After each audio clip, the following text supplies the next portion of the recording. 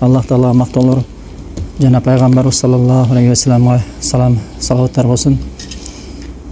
Bugun Alloh taolo bergan tavfiqi bilan, ne'mati bilan 40 hadis kitobidan savoq qilamizda. 40 hadis Navoiy rahimahulloh mana o'shol kishi yozganda 7-iqlimda dunyodan o'tgan payg'ambarimiz sallallohu alayhi vasallamdan hadislardan har tarmoqdan jinab 42 hadis jinaganda 42 hadis jinab turib o'shoni 40 hadis deb chiqarganda. Andan keyingi ahli sunna imomlarining biri Ibn Rajab rahimahulloh o'shul 42 hadis to'ltab 50 hadisga yetkirganda. O'shantib bu kitobda 50 hadis. Buyursa inshaalloh o'sha kitobni olamiz. Endi uchun 40 hadis deb jinagan. Endi uchun teyraganda kebir daif hadislar bor. Masalan, qaray turgan bo'lsak, payg'ambarimiz sallallohu alayhi vasallamdan rivoyat qilgan hadislar bor. Kimdeki men ummetimden 40 hadis jattay turgan bo'lgan bo'lsa, al 5 kiradi deydi. Ikkinchi rivoyatda kimdekim 40 hadis jattay turgan bo'lgan bo'lsa, qiyomat kuni ani faqih jana alim qilib tiriltadi deydi Alloh taolo. Boshqa rivoyatda kimdekim menden 40 hadis rivoyat qiladigan bo'lgan bo'lsa, qiyomat kuni Alloh taoloni alimlarning qatoridan tiriltadi deydi. Boshqa rivoyatda men ummetimden kimdekim 40 hadis jattay turgan bo'lgan bo'lsa, qiyomat kuni ana Alloh taolo faqih havolda dinde tereng bilgen bilimdүүлөрдүн катарында тилтет дейт. Башка риwayatта кимдеки мени сүннөтмөн 40 хадис жетей турган болгон болсо, кыямат күнү мен ага шафаат кыламын дейт. Жана ушуга окшогон ушулардын маанисине жакын риwayаттар келген. Бирок булардын баардыгы даиф хадистер. Даиф хадистер. Науи рахимахуллахтын өзү ушул китепти жазганда, мукаддимасында, киришмесинде ушул хадистерди алып келип баардыгын даиф деп өзү дагы өкүм берген да. Бирок ушул жаатта бир топ имамдар китеп жазган дейт. Ошолордун башында мисалы Абдулла Мубарак 40 хадис деген китеп жазган да. Жана ошого башка имамдар жазган. Ошолорго ээрчип мен дагы ушул китепти жаздым. Жана пайгамбарыбыз саллаллаху алейхи вассалам башка хадиси бар. Мага көп болгон адам көп болгон адамдарга жеткирсин дегенде хадис бар. Мына ошол хадистердин негизинде ушул хадисти жаздым деп киришмесинде айтат да. Урматтуу туугандар, бул 40 хадис бир эле маселеде эмес.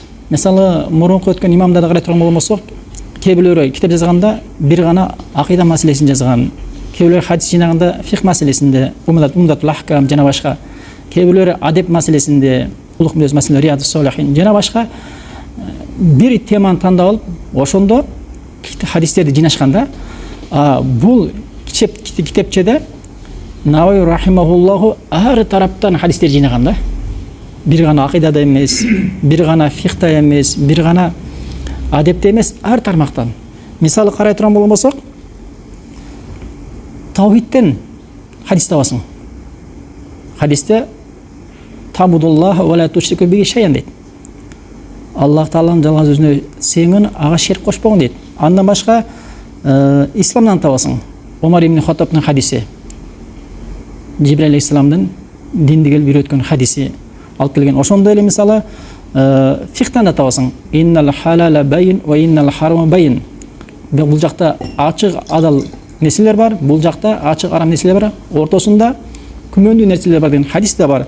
Жана ошондой эле бидат маселесинде ман амила амалан лайса алейхи амруна фахрадун. Кимдеки бир амал жасаса, ошол амалы Куран менен суннага дал келбесе, ал кайтарылат деген хадис бар. Мисалы, ниет маселесинде жүрөккө тиешелүү.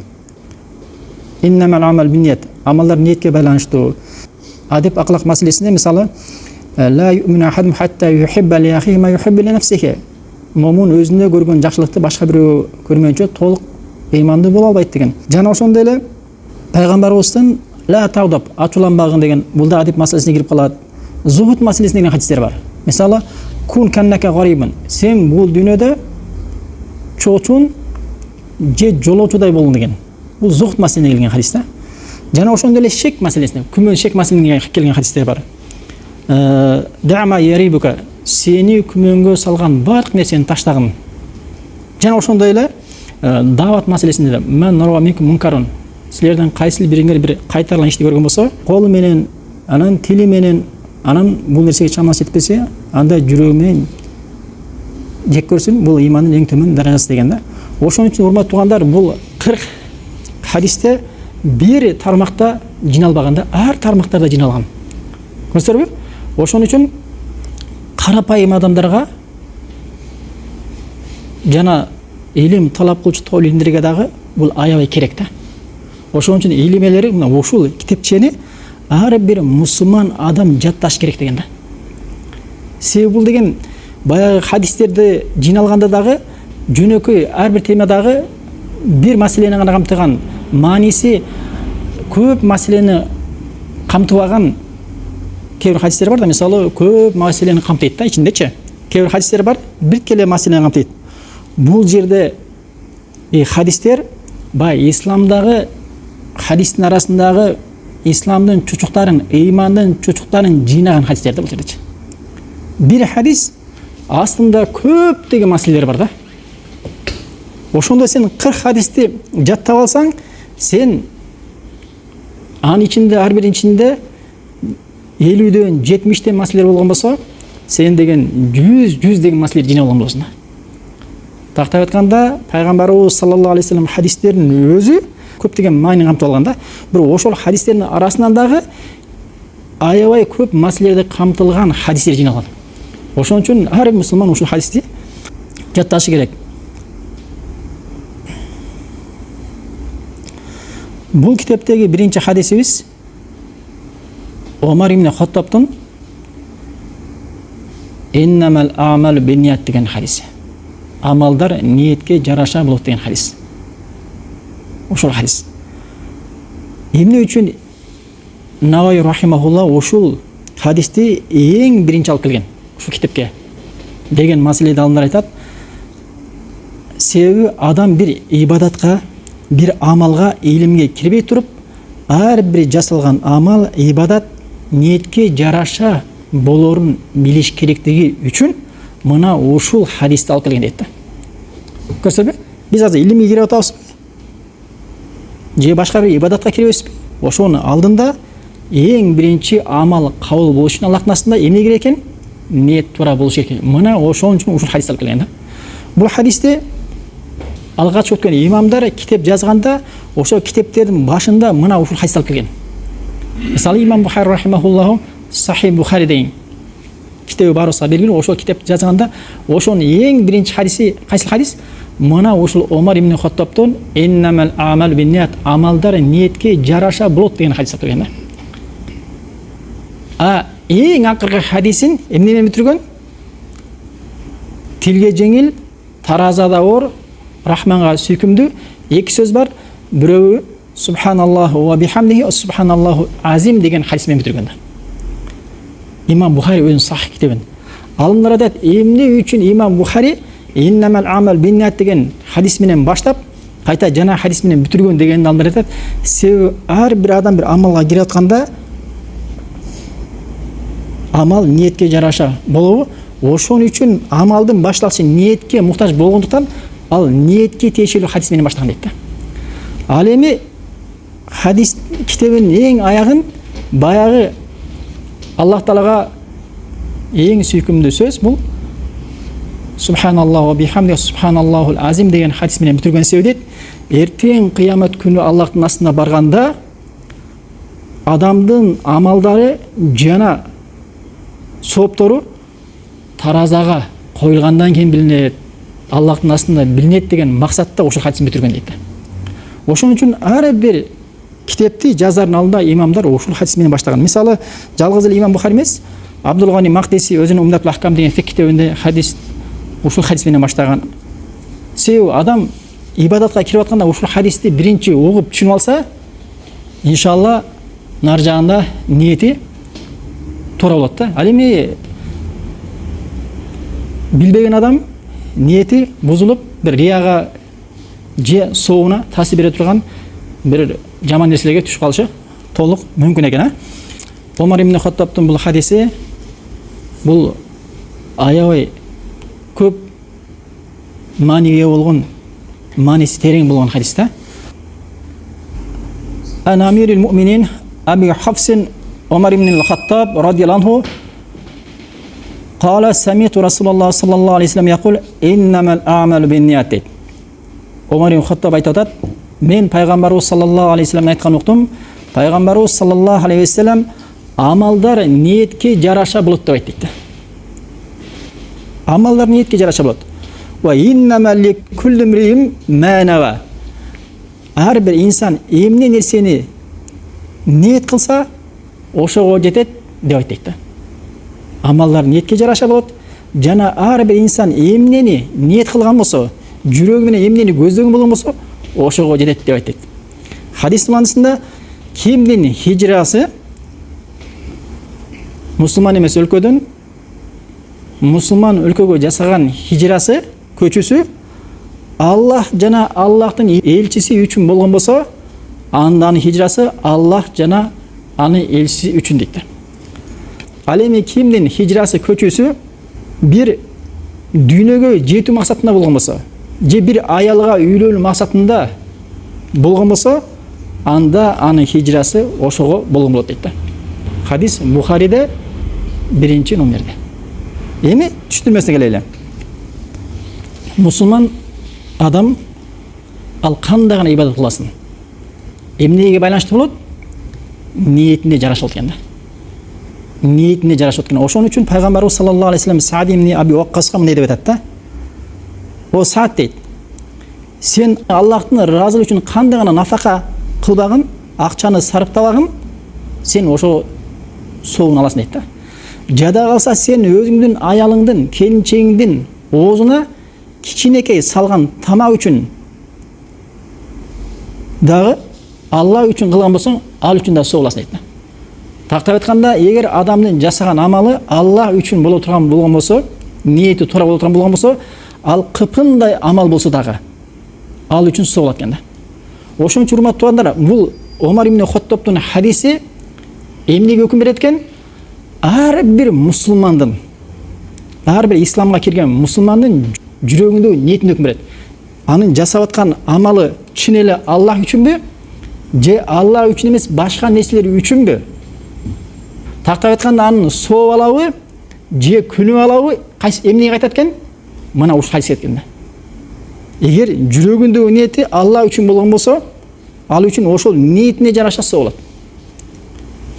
Ал эми Аллах үчүн эмес башка нерсеге, дүйнөгө жетүү, же болсо бир үйлөнүү максатта боло турган болсо, анын ал үчүн дагы мубах болсо мубах, жаза болсо жазасын алат да. Кыскасы бул хадис өкүм чыгаруучу жүрөктөгү нерсеге өкүм берет. Биз мисалы адамдын ичине кире албайбыз. Бирөө сыртынан карасак, бирөө бир намаз окуп атса, же бир садака берип атса, же бир солих амалдар жасап атса, биз сыртынан карап туруп, машалла, бул мусулман экен, момин экен, деп гана айтып коебуз, сыртынан өкүм беребиз да. Ал эми ичине кире албайбыз. Себеби ахли сүннада биз сыртынан карап өкүм беребиз, ичине кире албайбыз. Ичин Аллага тапшырабыз. Эртең Аллахтын астында аятта келгендей, Яума тубрас сарауир. Эртең кыямат күнү Аллахтын астында бардык сырлар ачыкка чыгат дейт да. Ошол учурда Аллах Таала туура болсо туура, туура эмес болгон болсо, анын ага жараша жазасын берет да. Мисалы, Айша энесинин хадисинде билесиңер, пайгамбарыбыз саллаллаху алейхи вассалам кыямат күнү Каабаны талкалайм деп бир ушундай бир чоң армия келет дейт.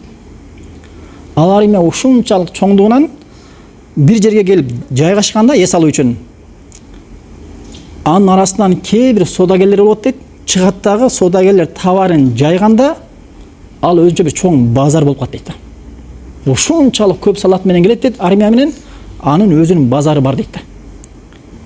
Ошолор менен кошо содагерлер ээрчип жүрөт, товарын жайганда базар болуп калат дейт. Бирок дейт, мына ушул адамдар дейт, Каабага жакындаганда Аллах Таала жерди ачып, бардыгын жок кылат дейт. Бүттүгүн жок кылат дегенде Айша энеси Аллахтын элчиси. мейли баягы Кабаны бузам деп келаткандарга алар ушул нерсеге шериктеш. Алардын ниети жаман. Бирок тем өзүңүз айткандай алардын арасында соода кылып жүргөндөр бар. Алар эмне болот? Алар да кошо өлүп кетеби десе, пайгамбарыбыз саллаллаху алейхи ва саллям хадисте юбасуна ала ниятим. Алар кыямат күнү ниетине жараша жазасын алат дейт. Булар менен чогуу жүргөн үчүн бул дүйнөдө өлүп кете берет дейт. Бирок эртең кыямат күнү ал азапталабы, азапталбайбы, ал ниетине жараша болот дейт. Эмне үчүн экенин мына ушул ниет ажыратып берет да. Мисалы бир адам бир амал кылды. Ошонун ниети, ошонун жасаган амалы Аллах үчүнбү, же Аллах үчүн эмес, рия үчүнбү? Бирөө көзсүн үчүнбү, макташ үчүнбү? Ниетине кайтат. Ниети туура болгон болсо, Аллахтын астында соо болот. Ниети туура эмес болгон болсо, ал Аллахтын астында жазасын алат. Ар бир ибадат, кандай гана ибадат болсун, мына ушул хадис. Экинчиси, парыздар менен, парыз намаздар менен нафил намаздарды окуйбуз да. Кээде эки парыз бири-бирине жакын болуп калат. Кээде түндө туруп алып, футандан кийин сүннөт окуйбуз, сүннөттөн кийин дароо эле витр намазын окуйбуз. Ошол бири-бирине жакын болгон намаздарды эмне менен ажыратасың? Окшош. 4 рекет. Сапарда намазды жам кыласың. 2 рекеттен жам кылганда зухур 2 рекет. Асыр 2 рекет. Экөө окшош. Айырмасы жок. Бирөө зухур экенин, экинчиси асыр экенин эмне менен ажыратабыз биз? Ниет менен да. Бул зухур намаз экенин, бул асыр намазын ниет менен ажыратабыз.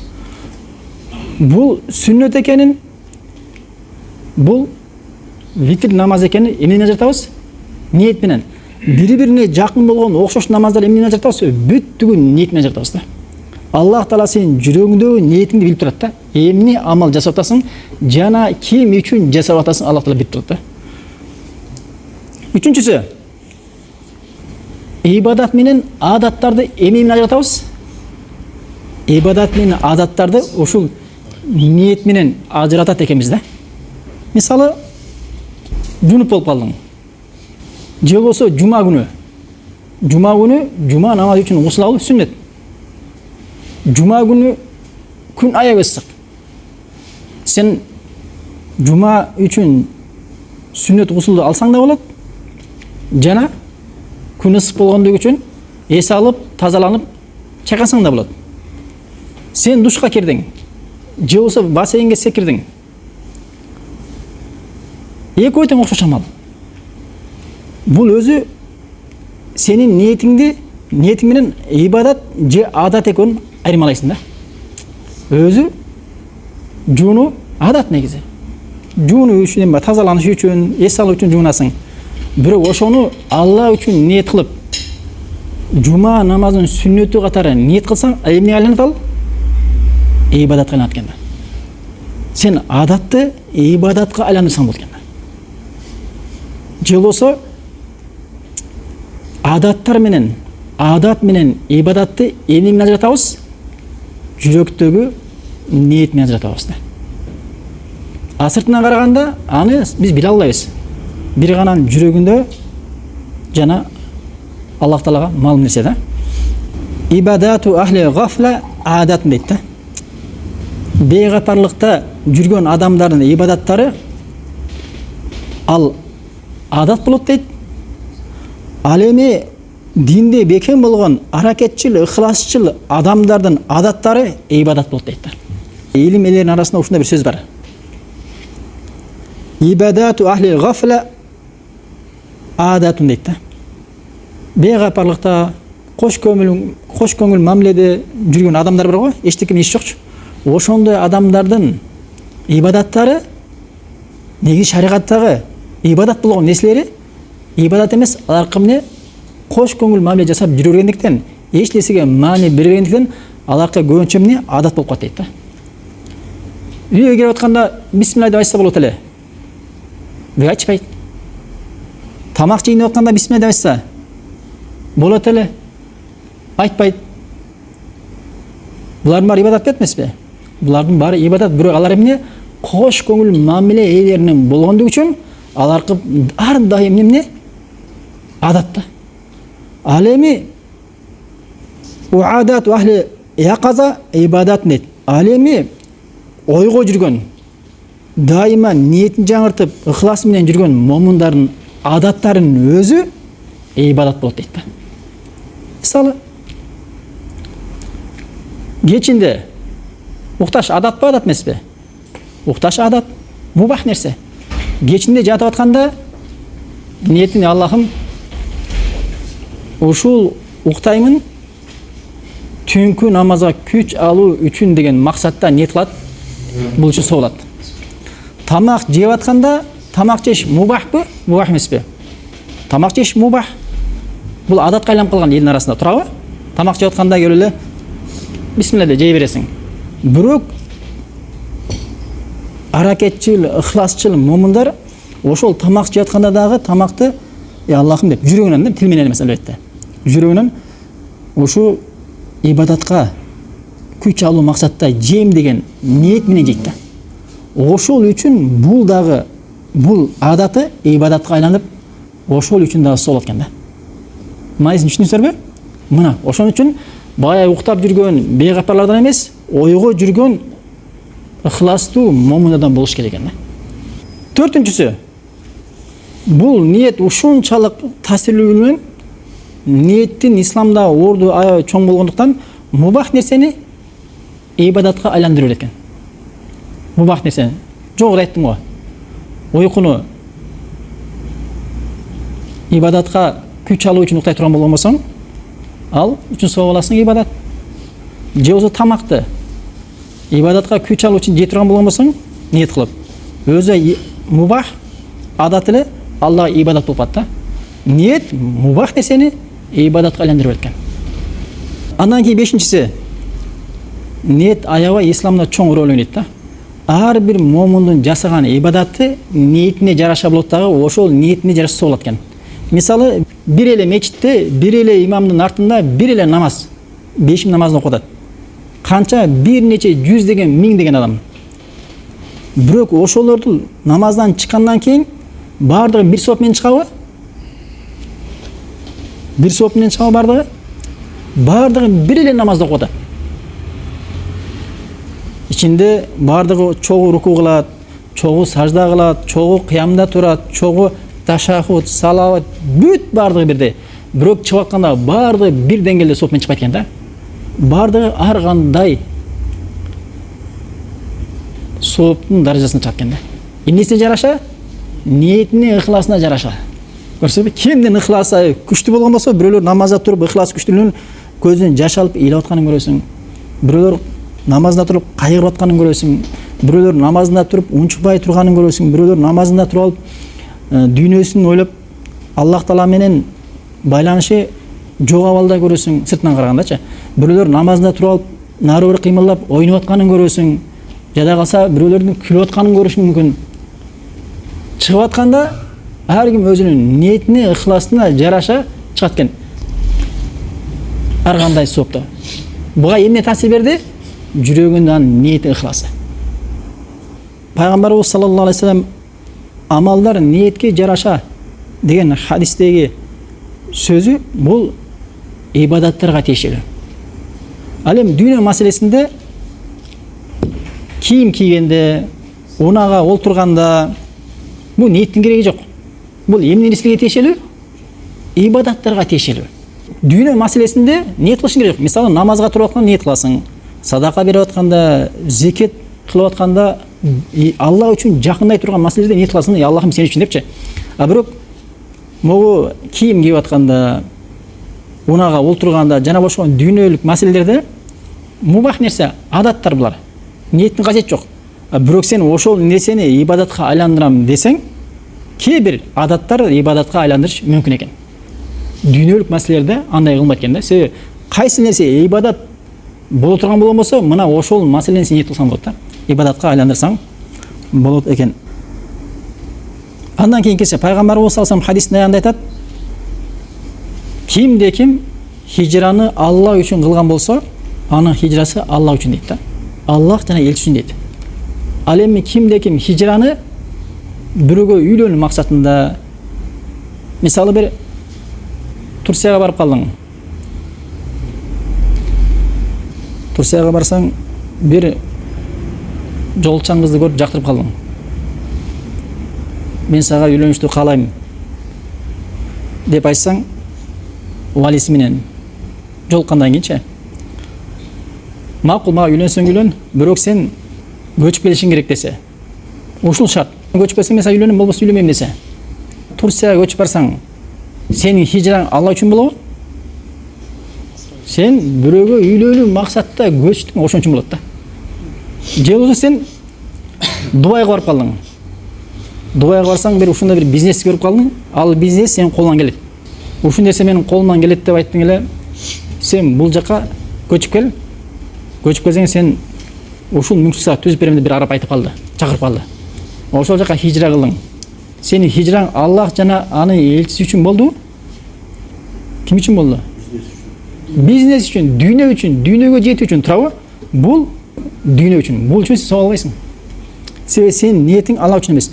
Ал эми кезинде пайгамбарыбыз саллаллаху алейхи ва саллям сахабалар Меккеден адамдар мушрик болгон учурда Меккеден Мадинага хижра кылышкан.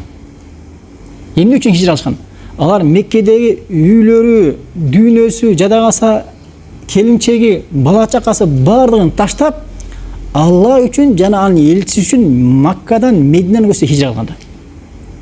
Мадинага барып бирөөгө үйлөнөң, ошо чакырат деле деп, же болбосо аякта бизнес бар, жок эмес.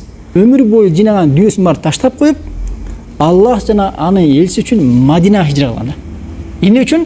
Аллахтын ыраазылыгы үчүн. Мына ушул үчүн, бул Аллахтын астында дин үчүн хижра кылган болуп эсептелет дагы, бул үчүн соо болот да. Көрсөңбү, ошон үчүн сен бир мисалы Россияда, же болбосо бир Европада, мусулман эмес өлкөлөрдө жашайсың. Бирок азыр деле ошол жактан мусулман эмес өлкө болгондугу үчүн аякта сен диниңди тургуза албайсың, балдарыңды исламга тарбия албайсың, 5 маал намазды мечитте жамаат менен окуй албайсың. Ошону көрдүң дагы, ошол жактан Кыргызстанга же болбосо башка мусулман өлкөсүнө Алла үчүн хижра кылдың. Хижраң тура эмеспи? Тура. Эмне үчүн? Себеби сен жүрөгүңдөгү ниетиң дүйнө үчүн эмес. Бир гана ошол динимди тургузуш үчүн Алла үчүн хижра кылдыңбы? Бул хижраң үчүн соо аласың да. Ушул жерден пайгамбар айтат: амалдар ниетке жараша болот. Ар бир инсан эмнени ниет кылган болсо, ошого жетет дейт да. Ар бир инсан эмне нерсени ниет кылса, эмне нерсени көздөсө, максат кылса, ошого жетет, ошону алат дейт да. Баягы соогун алат. Эгер жакшы иш болгон болсо, анын соогун алат. Күнөө болгон болсо, анын жазасын алат. Анан пайгамбарыбыз саллаллаху алейхи ушул хадисте сахабаларга түшүнүктүү болушун айтып атат. Мисал келтирип атат да. Кимде ким хижра кылганда Аллах жана анын элчиси үчүн хижра кылса, анын хижрасы Аллах жана анын элчиси үчүн болот. Ал эми кимде ким хижра кылганда бир аялга үйлөнүү максатында же бир соода үчүн хижра кылып турган болмосо, анын хижрасы ошол нерсеге болгон болот дейт. Чүнктүү маселе? Ошон үчүн кандай гана амал болбосун, ниетти дайыма жаңылап жүрүшүбүз керек. Андан кийинки маселе. 8-нчиси, ошул ниетке бир гана амалдар эмес, тил да кирет экен да. Мисалы пайгамбар хадисте иннамал амал бинният, амалдар ниетке жараша болот десе, бирөө жарым ойлоп калбаш керек. Амалдар гана кирет турбайбы бул жерде? Адамдын сүйлөгөн сөздөрү кирбей турбайбы деп ойлоп калбаш керек. Бул жерде сенин дене мүчөң менен жасаган амалдар болобу, же тилиң менен сүйлөгөн сөзүң болобу, ошол дагы ниетке жараша болот экен да. Мисалы талак маселесинде талактын сөздөрү экиге бөлөт. Ачык талактын сөзү бар. Ал сөздөрдөн сен анык талак берип аткан түшүнөсүң да. Кээ бир сөздөр бар, андан талакта түшүнүшү мүмкүн, башка нерсе дагы түшүнүлөт да. Мисалы ачык талак сөздөрүнөн сага талак бердим десе, эч ким күмөндөбөйт ал талак бергенинен. Же болбосо мен сен менен ажыраштым десе, бул дагы талактын ачык сөздөрүнөн. Бул жакта ачык эмес сөздөр бар. Мисалы үйдөн чыгып кет. десе, бұл талақтың ашық емес сөздерінен. Сен бұдан сен талақ беріп жатқанын түсінсең де болады. Жөн эле үйден шығып кетші. Же болса үйіңе кет деген түсінсе болады да. Үй бүліңе кет. Десе бұл дағы ашық емес талақтың сөздерінен. Эми илим элеріне барса, бирөө талақтың ашық емес сөздері менен аялына айтып алды. Үйіңе жоғыл. Үйден шығып кет деп айтып алды. Баягы эмнен түшүнөт? Мага талақ берип түшүнөт дагы казыга айылат шариатта. Казыга барса, ошол жерден казы эмнеге кайтат? Ошол күйөөсүнүн ниетине кайтат. Ниетин сурайт. Ошол сөз менен сен эмне ниет кылдың? Талакты ниет кылсаң, талак түштү. Талакты ниет кылбай жөн эле үйүңө кет деген нерсе максат кылсаң, анда талак түшкөн жок деп күйөөсүнүн ниетине кайтат. Жана ошондой эле мисалы бир туугаң менен сүйлөшүп атасың, анын бетине жакшы сөз айтсаң, жана ниетиң туура болмосо, ал үчүн жакшы соголасың. Бирок сен бир тууганыңды сүйлөгөндө чын ыхластан эмес, аны кемсинтип, какшыктап, артынан какшыктап, кемсип сүйлөсөң, ошону эмне ажыратат? Ниет ажыратат. Баягы бала байкабашы мүмкүн сенин каштап атканыңды, жамандап атканыңды. Бирок сен ниетиң ошондойбу? Ал үчүн кыяматтын жазасын аласың да. Сен сүйлөгөндө аны каштоо, кемсинтүү үчүн айткансың, мына ошол үчүн Аллахтын астында сага күнөө жазылат экен да.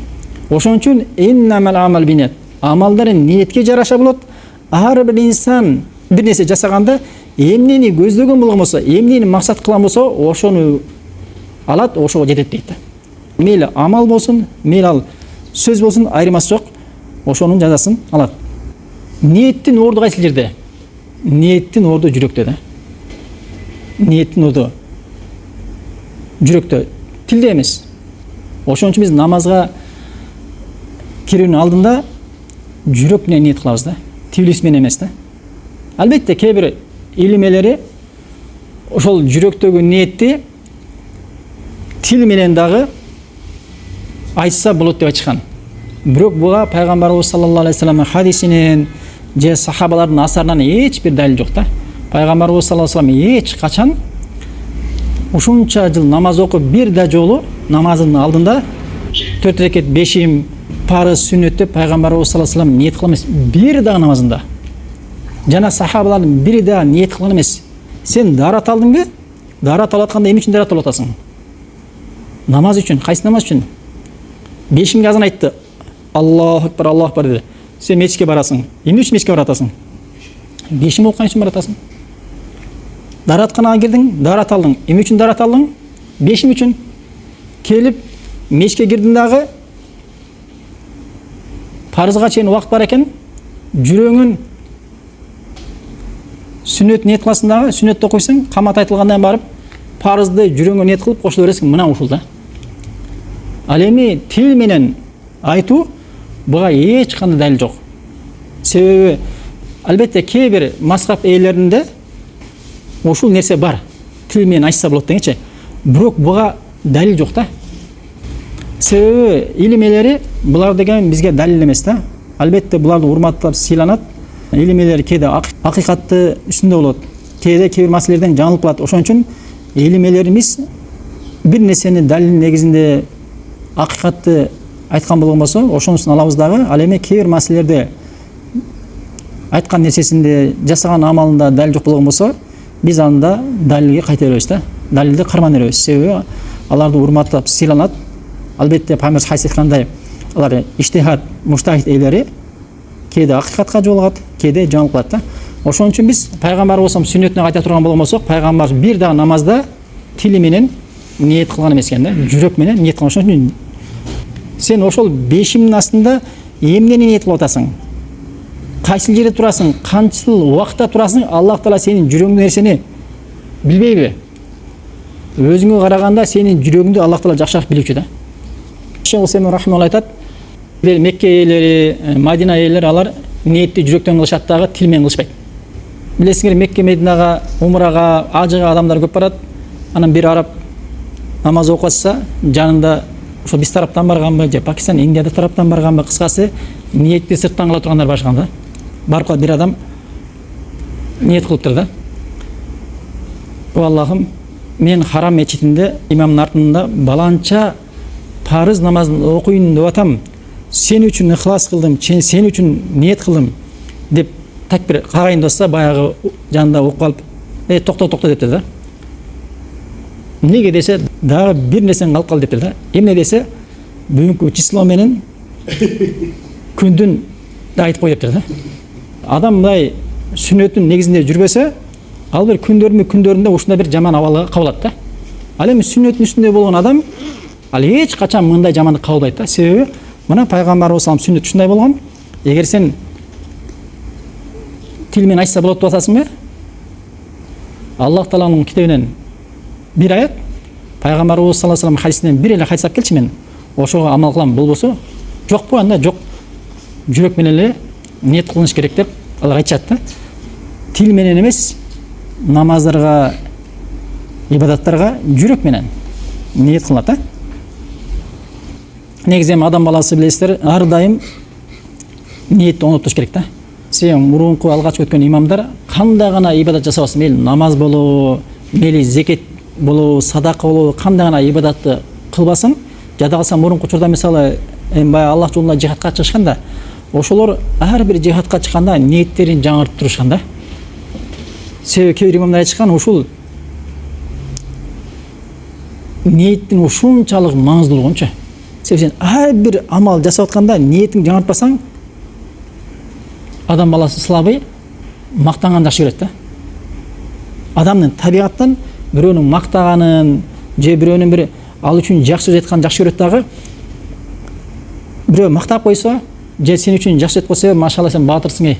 Биздин арабыздан эле сен анан баланча бар, ошон үчүн эле жүрөбүз, болбосо биз бул жерде эч ким эмеспиз деген бир сөздөр айтып койгон болсо, машалла деп ниетиң баары өзгөрүп кетиши мүмкүн да. Ошон үчүн ар дайым мусулман кандай гана ибадат болбосо ниетти жаңыртыш керек. Себеби инсан алсыз. Мисалы эртең кыямат күнү тозокко ыргытыла турган адамдын Аллахтын элчиси үчөөнүн зикир кылган, ошонун бирөө эмне болгон? Баатыр болгон. Эртең кыямат күнү эмне кылдым десе, Аллахым, мен ошол болгон күчүмдү өзүмдүн жолуна жумшадым. Сен үчүн согуштум дегенде, казап да сен жалган айтасың дейт да. Сен адамдар мени баатыр деп айтсын үчүн согушкансың, ошол сөзүңө жеттиң дүйнөдө деп туруп жүзүн жерге сүйрөгөн алды апарып тозгортот да. Экинчи адам келет, илим алган, илимди эмнеге колдон десе, Аллахым, өзүңдүн ыраазылыгы үчүн адамдарга ошол илимди үйрөттүм, сабаттуулугун жойдум дегенде, жок, сен жалган айтасың. Сен адамдар сени аалым деп айтсын үчүн сен ошол нерсени жасагансың, ошол максатыңа жеттиң дүйнөдө, элдер сени аалым, илим ээс деп айтты, жүзү менен сүйрөп барып туруп тозгортот. Үчүнчү адам бай, жомарт адам. Келет, байлыгыңды эмне кылдың дегенде, мен Аллахым, ошол байлыгымды өзүңдүн ыраазылыгы үчүн муктаж адамдарга садака кылдым дегенде, жок, сен жалган айтасың. Сен адамдарга мени жомарт деп айтсын үчүн садака кылгансың, берешендик кылгансың, ошол нерсеге дүйнөдө жеттиң, сен адамдар берешен, жомарт деп айтышты, бул дүйнөдө сага эчтеке жок деп жүзү менен жерге сүйрөлүп барып тозгортулат дейт да. Мына карала, ушул 3 адам эң биринчи тозокко ыргытыла турган адамдардан. Ошон үчүн урматтуу туугандар, адамдын бири сен мейли илимдүүсүңбү, же байсыңбы, же бир баатырсыңбы, же башка бир карапайым мусулмансыңбы, кандай гана абалда болбогон, ар бири жасаган амалдар, урматтуу туугандар, Алла үчүн болуш керек да.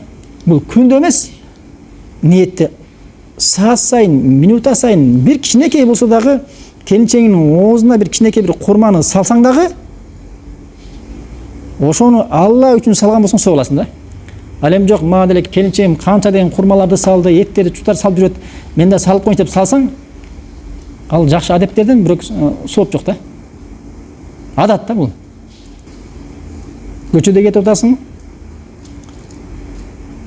бирөө жөө кетип атат. Карасаң, баягы сен жөө калганда сени жолдон алып кеткен кошунаң экен. Субханалла, ушул кошунан деле алып коеюн. Кезинде мен да кыйналып көчөдө турганда ушул кошуну алып кетти эле го деп алып кетсең суу аласыңбы? Суу албайсың. Себеби сен ниетиң Алла үчүн эмес. Ал эми көчөдө жатсаң баягы кошунаң турат. Субханалла. Кой. Аллахым ушул кошунамды өзүң ыраазы үчүн үйүнө жеткирип коюн деген ниет менен, тил менен эмес, ниет менен алып жеткирип койсоң, ал үчүн суу аласың да. Кандай гана амал болсун. Кандай гана амал болсун. Ниетиң туура болгон болсо, ал үчүн суу аласың. Жада калса, ниет менен ибадаттарды айырмалайсың. Ниет менен мубах амалдарды ибадатка айландыра аласың. Ниет менен ибадат менен адаттын арасын ажырата аласың да. Ниет менен көп иликтерге жетсең болот. Ошон урматтуулар, бул хадистин орду аябай чоң да. Шейх Абдуразак айтат, мен ушул 40 хадис китебин 20 жыл мурун бир мечитте сабак бердим дейт да. Сабак бергенде балдарга шарт койдум дейт, ушул хадисти жаттайсыңар, анан мен сабак берем деп шарт койдум дейт. Анан балдардын баары жаташты дейт. Жаттап башташты. Анан бир күн эшикке чыгып кетип атсам, бир бала келди дагы. Я шейх, мени дагы өзүңүздүн халакоңузга, могул сабагыңызга кошосузбу деп айтты дейт да. Мен макул кошоюн. Бирок бир шартым бар деп айттым дейт. Не деп сурады эле, мен айттым дейт. Балдар 7-чи хадис келип калды. Эгер сен 7-чи хадисти жаттап келе алсаң, бизге кошул деп шарт койдум дейт да. Макул дейт. Хадисти жаттап келип кошул дейт да. Анан бир күндөрүндө хадисти аяна чыгайын деп калганбыз дейт. Келди дагы, мен мечиттен чыгып сабакты берип кетип атканмын дейт. Артыман жүгүп келди дагы. Я шейх деп айтты дейт. Менде бир маселе бар депчи. Анан эмне маселе десем, айтты дейт. Я шейх, мен уже өзүмдү бир илим ээсиндей сезип калдым деп айтты дейт да. Аалымдай көрүп калдым деп айтты дейт да. Эмнеге деп айтсам дейт. Мен өзүм бир жумушчулар менен иштеймин. Ошол жерде бир кандай гана маселе болсун, ушул маселеде хадистер менен, далил менен баланча риваят кыл деп уже анык жооп берип калдым. Өзүм бир илим ээси катары сезип калдым деп өзүнүн илим ээсиндей көрүп алып дейт да Абдуразакчы. Анан айттым дейт мен. Албетте сенин окуп аткан хадис аябай хадистердин арасынан эң каймактары тандалган хадистер албетте. Бирок сен али илим ээси болдексиң. Эми мындай кирип атасың илимге. Болбосо илим деген бул терең, аябай чоң бир деңиз. Бирок сенин айтып аткан нерселериң рас деп айтты. Себеби Наваи рахмаулла хадистерди жинаганда, жогоруда айттым го башында, адамдарга аябай керектүү көп маселелерди камтып алган хадистерди жинаган да. Ошон үчүн сен таухидтен сүйлөп кое бересиң. Адеп маселесинде сүйлөм десең, андан да хадис бар. Күмөн маселесинде де хадис бар. Фих маселесинде де хадис бар. Имам маселесинде де хадис бар. Адеп, акылак маселесинде хадистер бар. Көп маселелерде, бардык маселелерде хадис бар да. Ошон үчүн кимде-ким бул хадисти мыкты үйрөнүп алган болсо, көп маселеден сүйлөгөнгө жарап калат да. Шейх Абдуразак айтат, бир шаарга барып кылдым дейт 40 хадистен. Адамдар бүтө электе келип, субханалла, могул нерсе мен ката кылып жүргөн турбаймынбы? Көрсөм, могул нерсе туура эмес турбайбы? Бул баланчанын хадиси туура мага далил эткенде деп адамдар келип тоболуп атат дейт да. Ошон Шейх Абдуразак айтат, бул 40 хадисти кимде-ким жаттап, маанисин мыкты түшүнө турган болгон болсо, анда ал ошол 40 хадис менен кайсыл гана чөйрө болбосун, адамдардын бузулган нерсесин оңдосо болот дейт да. Адамдарды оңдосоң болот дейт. Ыйман маселесинде, ширк маселесинде, тавхид маселесинде, бидгат маселесинде, адеп акылак маселесинде, кулук мүнөз маселесинде, зухуд маселесинде, субханалла четинен сүйлөй берсең болот да. Ошон үчүн урматтуулар, ушул хадисти ар бириңиздер иншалла жаттап алыңыздар. Себеби бул хадис пайгамбарыбыз саллаллаху алейхи вассаламдын хадистердин арасындагы жүздеген бир эле хадис. Иннамал амал бинният деген хадисте имам Шафи рахмалла бұл хадис 70 мәселені қамтылады дейді да. Имам Шафидің бұл сөзі. Біреу жарым ушул мәселе хадисті изилеп 100 мәселе табышы мүмкін астында. Біреулер 200 мәселе табышы мүмкін. Ошон үчүн урматтуу анда бұл хадистер жөнөкөй хадистер емес. Астына 100 деген мәселелерді қамтыған. Негизи эле өзү пайгамбарыбыз саллаллаху алейхи вассаламдын өзү Алла таала пайгамбарыбыз ушундай жиберген. Кыска сөз сүйлөйт пайгамбарыбыз. Баягы сөздүн чечени да пайгамбарыбызча. Кыска сөз сүйлөйт, ошол кыска сөзү астында 100 деген маселе жатат да. Баягы биз сүйлөйбүз, 100 сөз сүйлөйбүз, арасында бир дагы маселе болбошу мүмкүн да. Мааниси жок. А пайгамбарыбыз саллаллаху алейхи вассаламдын кыска сөз сүйлөйт, иннамал амал бинният. Аллаху акбар. Астында 100 деген маселе жатат да. Карагыла. Болгону хадисти терең түшүнүш керек да. Баракаллаху фик.